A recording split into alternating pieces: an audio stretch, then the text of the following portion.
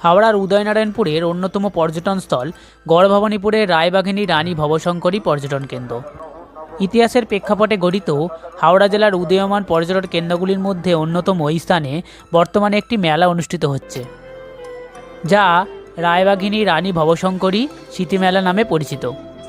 মেলা চলছে 26শে ডিসেম্বর থেকে, চলবে 1 জানুয়ারি পর্যন্ত।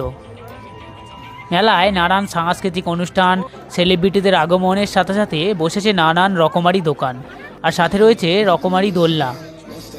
সেদিনের বিকালে আমরা 3 জনে বেরিয়ে পড়েছিলাম এই মেলাতেই। বেশ আনন্দ করলাম সকলের সাথে। পরিবারের সাথেই হোক, বন্ধুবান্ধব, অবশ্যই ঘুরে আসুন রায়বাঘিনীর এই মেলা থেকে। সেদিন মেলার দ্বিতীয় দিনে বিকাল 4টার সময় 3 জনে বেরিয়েছিলাম এই মেলা দেখতে। মূল ভগ্নপ্রায় মন্দির দেখে মেলায় বেশ আনন্দ করে ঘুরলাম।